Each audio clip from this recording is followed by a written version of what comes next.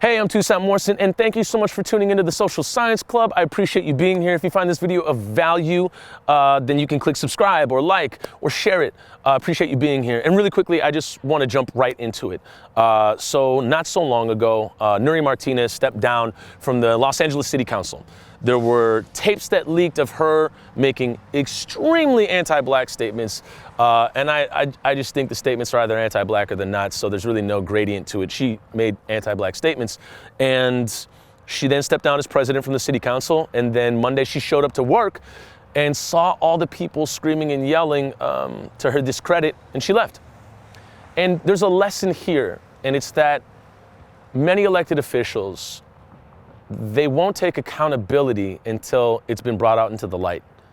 And that is a very, very sad state of affairs, in that we want to believe our elected officials are always going to be beholden to the people, whether it's in private or in public or outer space or on earth, it doesn't matter. And the sad truth is that many elected officials will not do the right thing until it's brought to the public's attention. And this is an encouragement to you to really, really, really investigate who is in your stratosphere of local politics. What is their track record? There is a city council person here named Lisa Goodman, and she's essentially in charge of a high property value ward here in Minneapolis.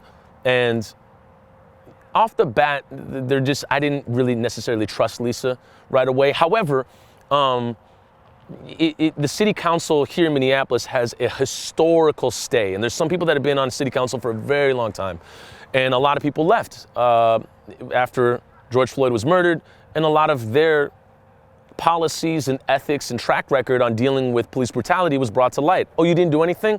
You got to go, i.e. Lisa Bender. And Lisa Goodman, there was a moment or an old video where she took gum out of her mouth and put it into her candidate's hand and said, "Here, hold this." Now, maybe that's not a deal breaker for some people to say, she wanted to put her gum in somebody's hand. But for me, that was something where I said, who the hell is this person? And it made me entirely question who she is and what she does and what she's about. And in researching it, there are a lot of questionable policies that she's put up. And recently she was cursed out to the tune of Michelle Gross from Communities United Against Police Brutality. You can go to the Onsite Public Media page and see that happen. But the thing that I discovered was, if I lived in Lisa Goodman's ward, I would not vote for her. She would not be the candidate I would vote for. And maybe a lot of people don't know who she is or what she's about or what her ethics are or what her journey has been. And I think it's important for everybody to learn, because for Nury Martinez to be president of a city council in the second largest city in the country is huge. And then for her to say anti-black statements on top of that is even crazier, because there are a lot of black people that live in Los Angeles. So if she has anti-black sentiments that are being said in private, what were her decisions that were impacting black people when she was president of the city council? And you can imagine how far that goes and how systemic and insidious that can be to black communities and people that are being deserved in general. Maybe she said anti-LGBTQIA plus statements in private, and then in public did it on the low, like just deserved that community on the low. So when we look at our elected officials, we want to imagine that they're beholden to the people, but it doesn't really happen until it's brought into the light. And the thing, again, that I was encouraging you in the beginning is to investigate local politics, like really investigate local politicians. And I'll leave you with this. A lot of people in Minneapolis after George Floyd was murdered put on a lot of folks and said, hey, you should run for city council, you should run for mayor, you should run for rep. And some people said that to me, and I didn't necessarily have any interest in that. There might have been a moment where I dreamt of it, and I woke up, oh goodness, me as mayor? And then it immediately is, no, I don't want that. I don't want any of that.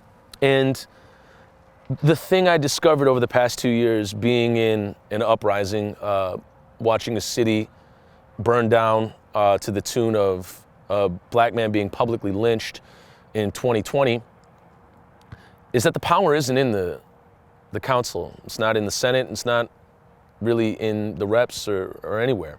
It's in the people. And Nury really didn't leave until people showed up and said, get the hell out of here. You got to go. she wasn't going to leave until somebody showed up and said, get the hell out of here, you got to go. And maybe she would have stayed, like Jacob Fry here in Minneapolis. And the heat can be applied, the pressure can be applied in many different ways. And I think the only people that can do that is us, the people. And so my encouragement to you is, how can you show up for your community? And it doesn't mean just applying pressure to elected officials all the time. It means, how can you show up for your community? How can you show up for what's right?